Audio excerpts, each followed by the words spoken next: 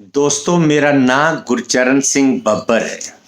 मैं 3 daily morning अखबारां ਦਾ editor in chief हाँ। कई किताबां ਦਾ मैं ਆਥਰ ਹਾਂ।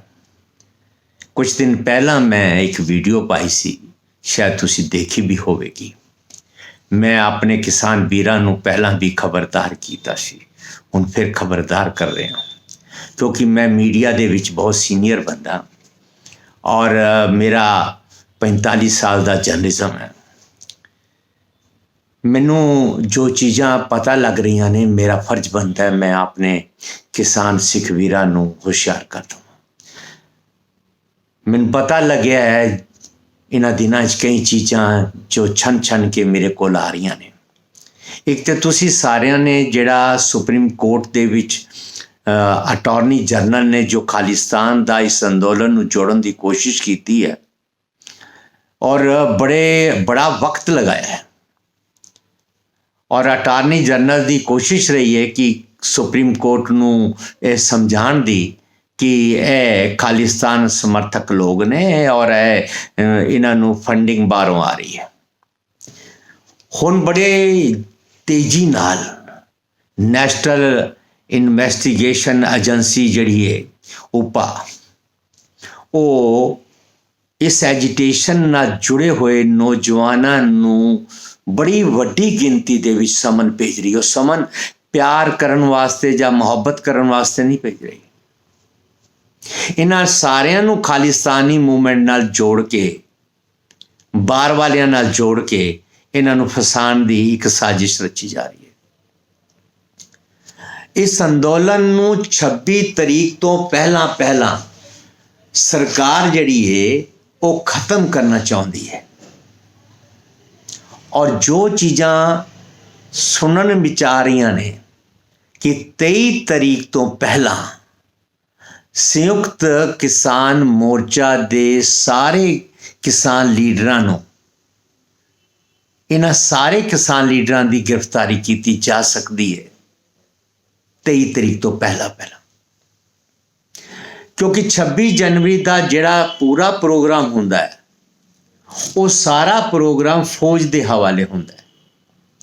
फौज टेक ओवर करती है और 2-3 महीने पहला फौज दिल्ली विच आके वो सारा टेक ओवर करती है। 26 जनवरी का प्रोग्राम, गणतंत्र दिवस का प्रोग्राम फौज दिल्ली दे विच है ते 25 तरीक रात नूं फौज ने दिल्ली नूं पूरी तरह सील कर देना है और दिल्ली दे सारे रस्ते बंद कर देने ने और फौज होएगी दिल्ली दे बार्डर ते। ए हर साल होंदा है ते इस बार क्योंकि संयुक्त किसान मोर्चा ने कह रखा है कि असी 26 तरीक नूं दिल्ली दे विच परेड करांगे ते ए सरकार ने जद सुनिया तो सरकार दियां चूलां हिल गई ने, तखत दिल्ली का हिल चुका है ते उन्होंने फिर हुण साजिश रच रहे ने। वो साजिश है कि सारी लीडरशिप तुसी 23 तरीक तो पहला अरेस्ट कर लो, लीडरलैस किसान आंदोलन हो जाएगा और सरकार की कोशिश है कि इस अंदोलन नूं सिख अंदोलन बना दिता जाए, खालिस्तानी अंदोलन बना दिता जाए, पंजाब दे सिखां दा अंदोलन बना दिता जाए, असी खालिस्तानी अंदोलन बना दिता जाए। और सरकारी एजेंसियां बड़ी साजिश दे नाल ए तैयारी कर रही ने और इस दे विच ਜਿਹੜੇ ਬੰਦੇ ਖਾਲਿਸ गरम भाषण करनगे, गरम नारे लगाणगे और किसान लीडरशिप की अगवाई तो बाहर चले जाणगे, सरकार उस चीज़ का फायदा उठाएगी। और सरकार ने इस अंदोलन दे विच तशद्दद फैला के, गड़बड़ी करके, करवा के इस अंदोलन ਨੂੰ ਸਿੱਖਾਂ ਦਾ ਤੇ ਖਾਲਿਸਤਾਨੀ ਅੰਦੋਲਨ ਬਣਾਉਣਾ ਹੈ, ਤਾਂ ਕਿ ਦੇਸ਼ ਦਾ ਸਾਰਾ ਮੀਡੀਆ ਜਿਹੜਾ ਹੈ ਉਹ ਆਪਣੇ ਚੈਨਲ ਤੇ ਰਾਹੀਂ ਦੇਸ਼ ਵਾਸੀਆਂ ਨੂੰ ਦਿਖਾ ਸਕੇ ਇਹ ਕਿਸਾਨ ਨਹੀਂ ਹੈਗੇ। ਸਾਰੇ ਹਿੰਦੁਸਤਾਨ ਦਾ ਕਿਸਾਨ ਤੇ ਸ਼ਾਂਤ ਬੈਠਾ ਹੈ। ਇਹ ਹਰਿਆਣਾ ਤੇ ਪੰਜਾਬ ਦੇ ਸਰਦਾਰ ਨੇ, ਖਾਲਿਸਤਾਨੀ ਨੇ, ਦੇਸ਼ ਧਰੋਹੀ ਨੇ, ਇਹ ਇਹਨਾਂ ਦਾ ਅੰਦੋਲਨ ਹੈ। ਇਹਨਾਂ ਨੂੰ ਬਾਹਰ ਤੋਂ ਰੁਪਇਆ ਆ ਰਿਹਾ ਤੇ ਇਸ ਕਰਕੇ ਮੈਂ ਖਬਰਦਾਰ ਇਸ ਕਰਕੇ ਕਰ ਰਿਹਾ ਕਿ ਸਰਕਾਰ ਦੀ ਸਾਜ਼ਿਸ਼ ਕਾਮਯਾਬ ਨਹੀਂ ਹੋਣ ਦੇਣੀ ਚਾਹੀਦੀ।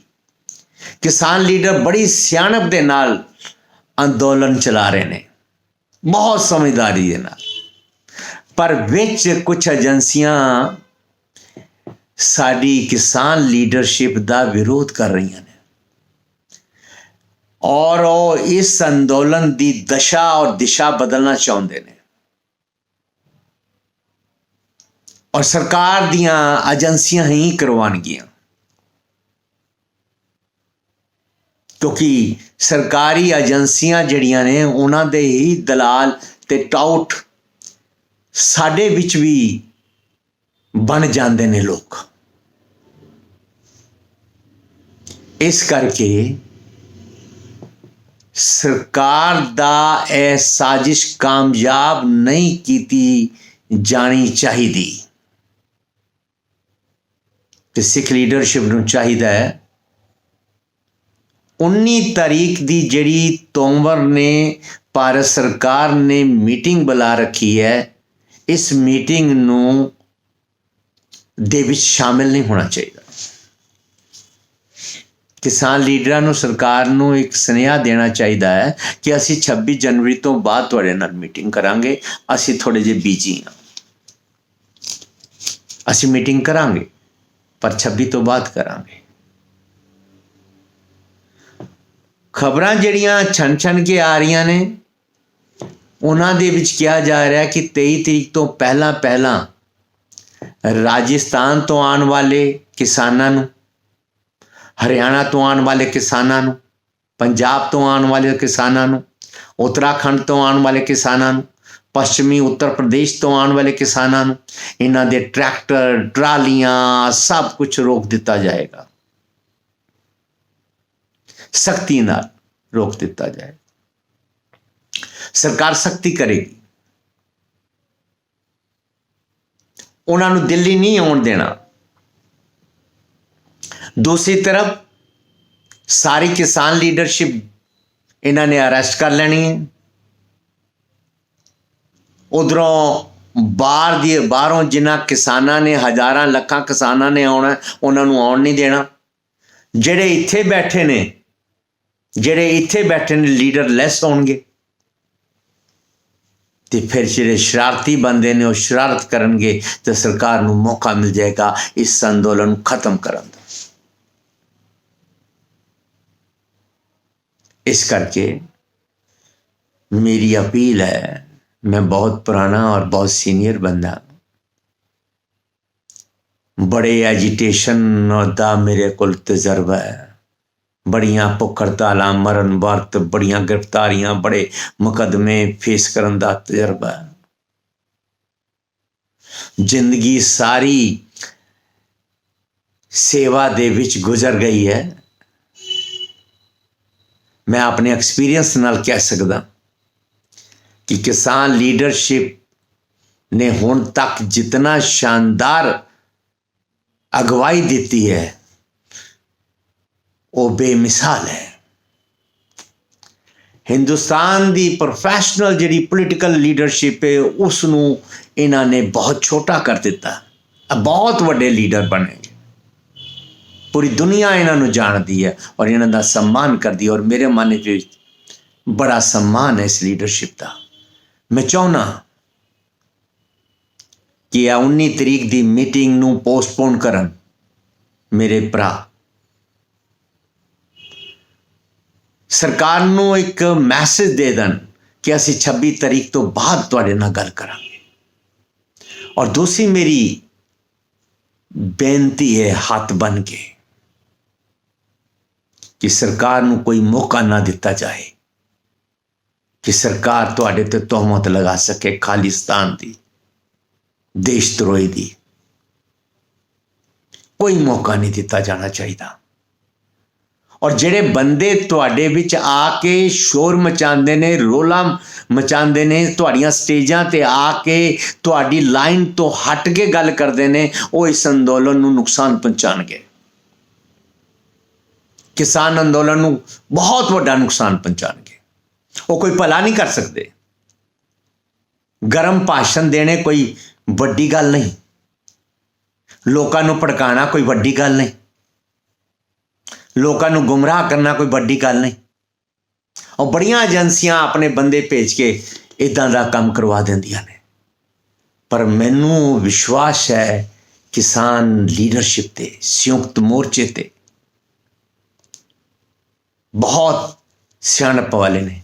पर जेड़े बंदे विच आके वड्डे नारे लगा रहे ने और वो चाहुंदे ने नहीं असी होर साडे कोल सबर नहीं, वो इस अंदोलन नूं खराब करनगे। क्योंकि तुसीं कह चुके हो कि जब तक 3 काले कानून सरकार वापस नहीं लेगी असी नहीं जाना।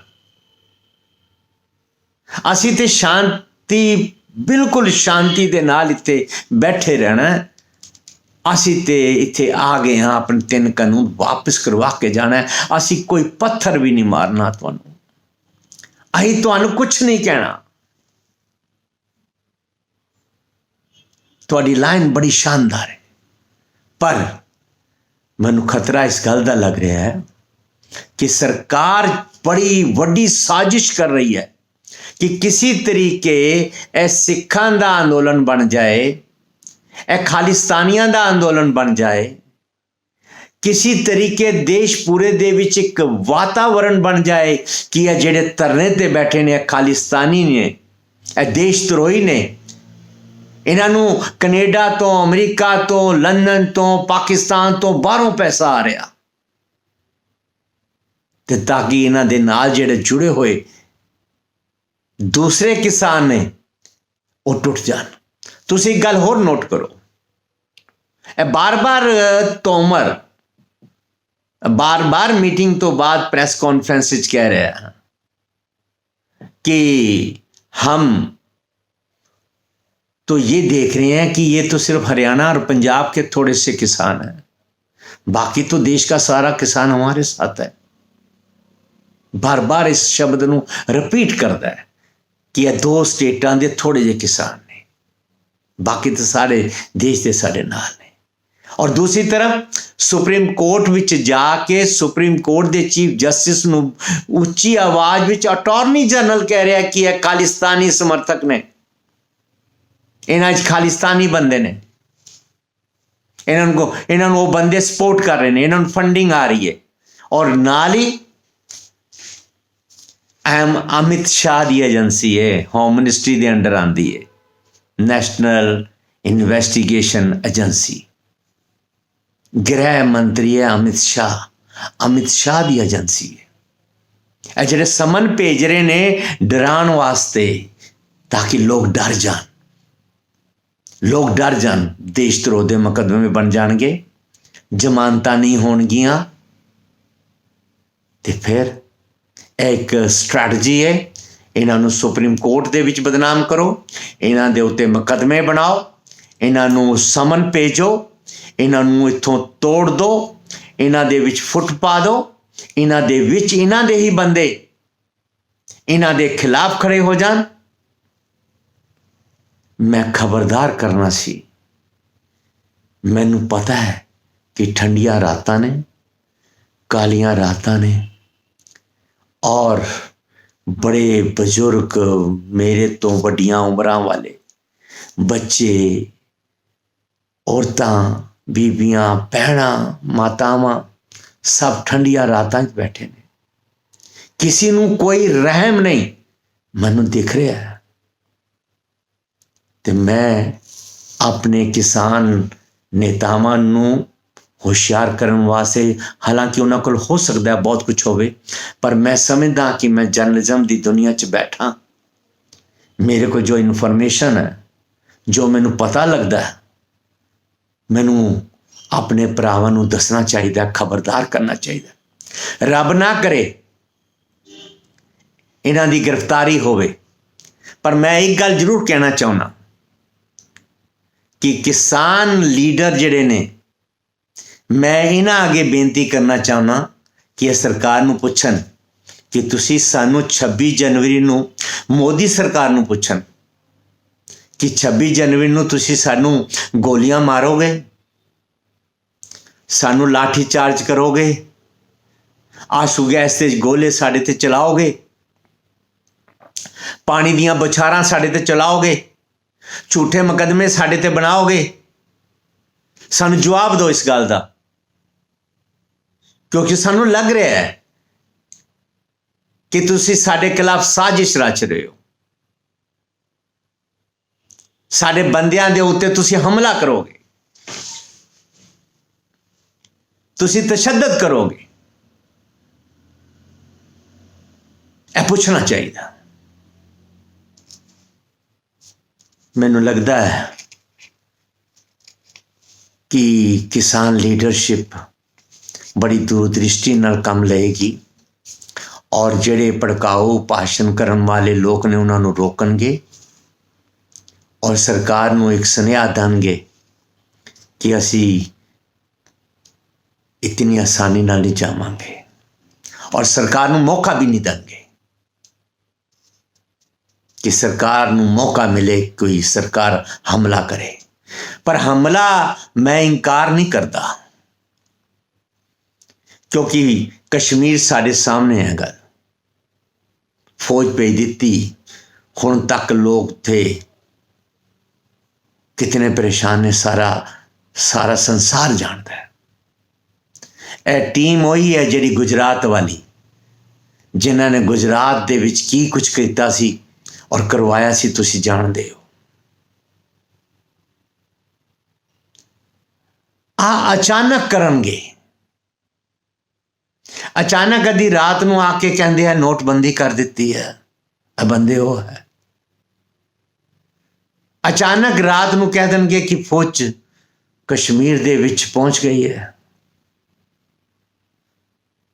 ਇਸ ਕਰਕੇ ਇਹ ਸਰਕਾਰ 26 ਜਨਵਰੀ ਤੋਂ ਪਹਿਲਾਂ ਜ਼ਰੂਰ ਕੁਝ ਕਰੇਗੀ। ਇਹ ਬੜਾ ਖਤਰਾ ਹੈ। ਨਾ ਕਰੇ ਰੱਬ ਕਰੇ, ਪਰ ਤੁਸੀਂ ਹੁਸ਼ਿਆਰ ਰਹੋ, ਤੁਸੀਂ ਹੁਸ਼ਿਆਰ ਰਹੋ। ਦੁਸ਼ਮਣ ਬਾਤ ਕਰੇ ਅਨਹੋਣੀ, ਇਹ ਦੁਸ਼ਮਣ ਨੇ ਇਸ ਵਕਤ। ਇਹ ਉਹ ਗੱਲ ਕਰਨਗੇ ਜਿਹੜੀ ਤੁਸੀਂ ਸੋਚ ਵੀ ਨਹੀਂ ਸਕਦੇ। ਇਹ ਸਾਰਾ ਮੀਡੀਆ ਸਾਡੇ ਖਿਲਾਫ ਪ੍ਰਚਾਰ ਇਤਨਾ ਵੱਡਾ ਕਰ ਦੇਣਗੇ ਕਿ ਸਾਰਾ ਦੇਸ਼ ਦੇ ਵਿੱਚ ਸਾਡੇ ਖਿਲਾਫ ਇੱਕ ਮਾਹੌਲ ਬਣਾ ਦੇਣਗੇ। ਦੁਸ਼ਮਣ ਬਾਤ ਕਰੇ ਅਨਹੋਣੀ, ਮੇਰੇ ਸ਼ਬਦਾਂ ਨੂੰ ਤੁਸੀਂ ਸੀਰੀਅਸ ਲੈਣਾ।